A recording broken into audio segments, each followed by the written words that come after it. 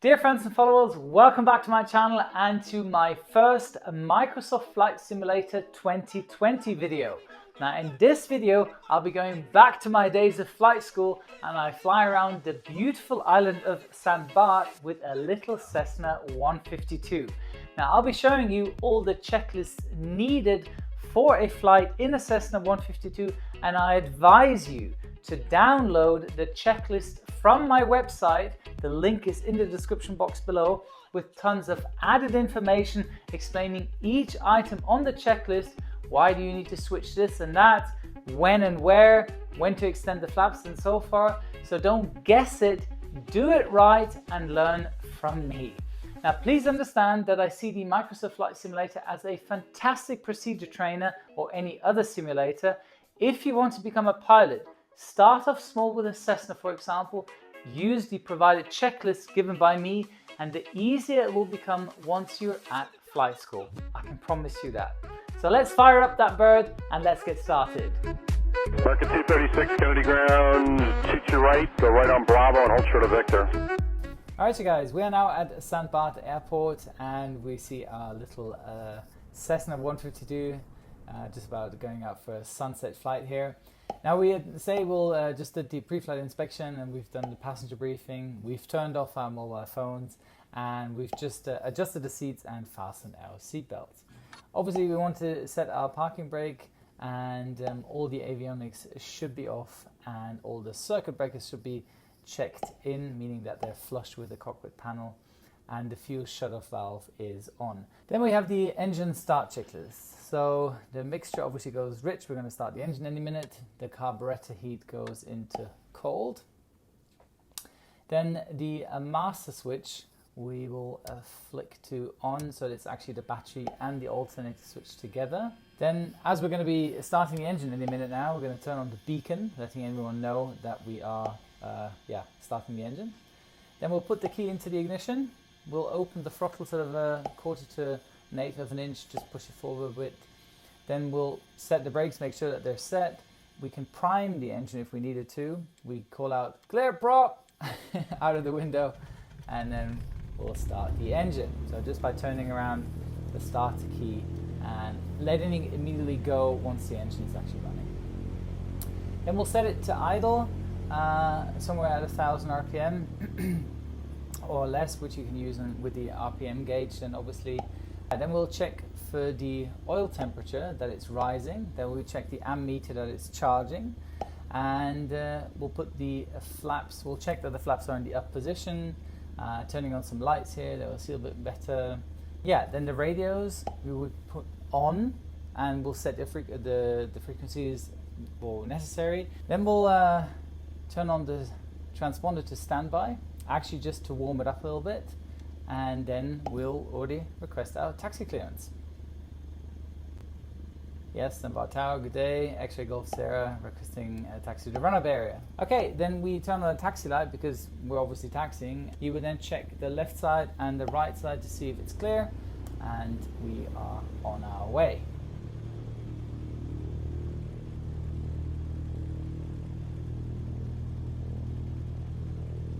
Just looking at this animation right now, or simulation, sorry, I think it's absolutely beautiful. It's so well made. Okay, we're taxiing on the center line.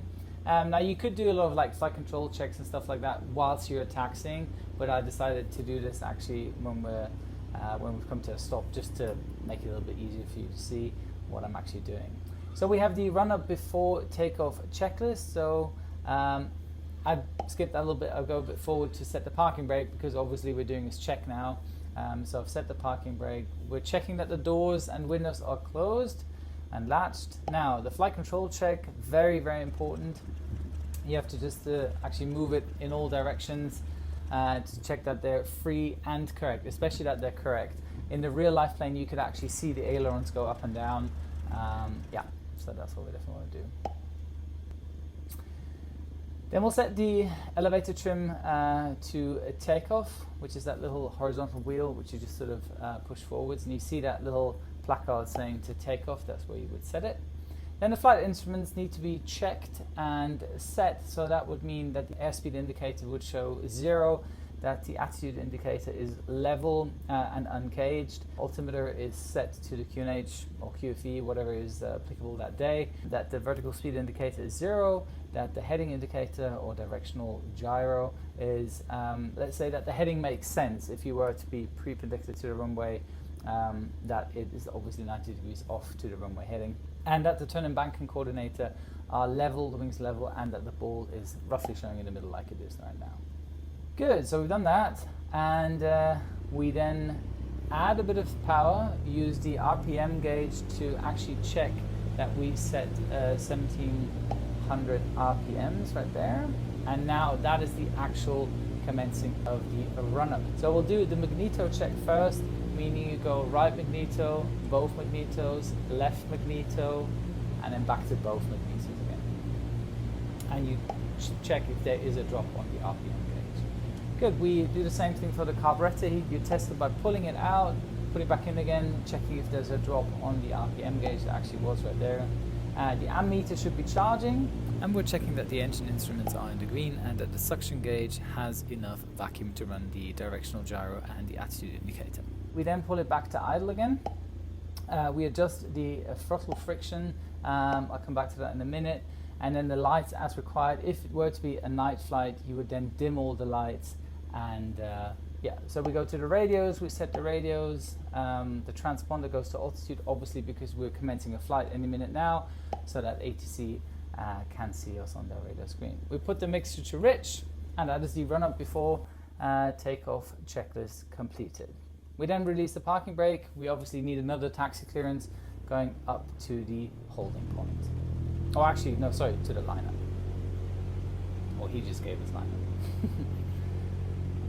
Yet again, you use your rudder pedals now, obviously, to steer the plane on ground and to stay on the taxi center line or taxi line. And here we go. This is our lineup. Oh, wunderbar. Applying the brakes to come to a stop again. And now we do the normal takeoff checklist. So we set flaps 10 for takeoff. That's just my decision. I wanted to do that. I wanted to get airborne as quickly as possible. The carburetor heat in cold, obviously you want the maximum power output for the takeoff. Then obviously you apply throttle full forward or open, and then the elevator control will be at 50 knots. You rotate and the climb speed would be at 65 to 75 knots. I'm releasing the brakes and gently applying takeoff power.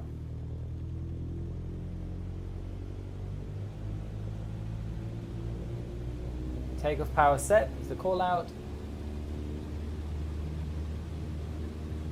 Stabilizing and being on the center line. Here we go. Airspeed alive. Rotate, and we are up in the air.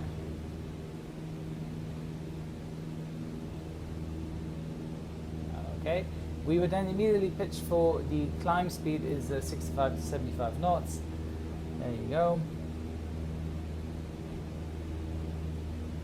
And then I've added the little traffic pattern chart from St. Barth that we actually see where we're going. You guys know where we are.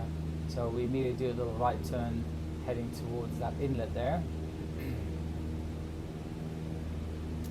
Constantly climbing, keeping that pitch at 65 knots and coming up to 800 feet is the traffic pattern altitude in St. Barth.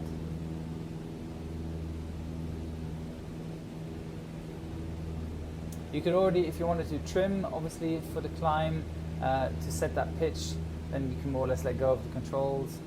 We take that right turn, more or less now already into downwind for runway 10. Wow, look at that, how the sun's coming around, amazing. Okay, ATC has confirmed that we are on downwind. Yeah, and we've already reached traffic pattern altitude. It's not really high, it's only 800 feet. Then you would obviously retract the flaps to gain even a little bit more speed, and then you have that cruise checklist.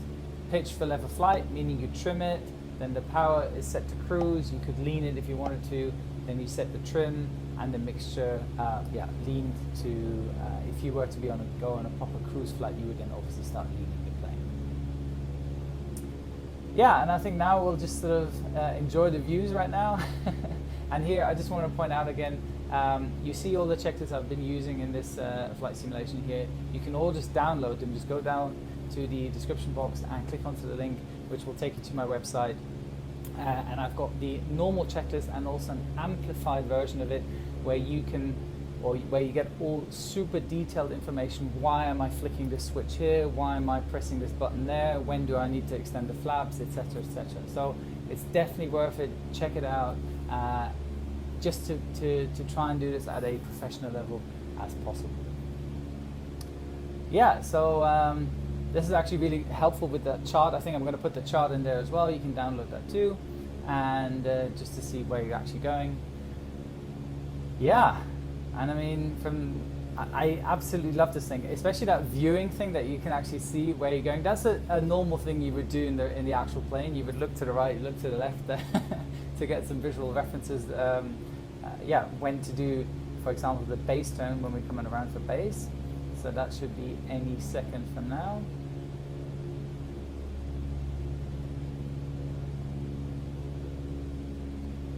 Perfect. It's trimmed, super stable, little Cessna. What more can you ask for? Okay, so now we're turning into the base leg. ATC confirms that again.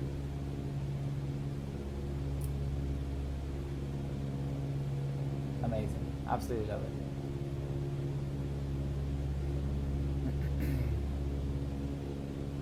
It's just so stable. I mean, look at that. You set the engine power. Everything is just, it's so cool. I absolutely love this. When I did that recording that day, I enjoyed it so much. I think I did somewhat like 20 patterns because I just had so much fun with it. It was really cool. Okay. Yeah, we're coming back into that chart there. Yep. Yet again, we're turning final now. Also, there's going to be a really detailed video about how to do all the ATC conversations with ATC, that you know what you're doing in the traffic patterns. Super, super important video coming up very shortly. That you can practice it, obviously, in the simulators right now. Good. Yes, we've turned final. So we do actually have a tiny little descent checklist. Power as required, mixture as required, and carburetor heat as required. This descent checklist completed. So now we have to obviously start slowing down. We're going to place it to flaps 10. We are in the speed arc that we are allowed to set any flaps more or less. And here we go to flaps 20. We're really going to bring her down somewhat to like 55 to 60 knots for the approach speed. Because St. Barth is really famous for that drop just onto runway 10. You'll see it in a minute. And asking for full flaps, so 30 degrees of full flaps. A little bit of an outside view. I mean, look at that with the sunset. Oh. Good, we do a normal landing checklist. The airspeed coming down to 55 to 65 knots with flaps 30. Flaps as desired is flaps 30, and then the approach speed would be somewhat between 55 to 60 knots. So the landing check is completed. We have clear to land by ATC, and here we go.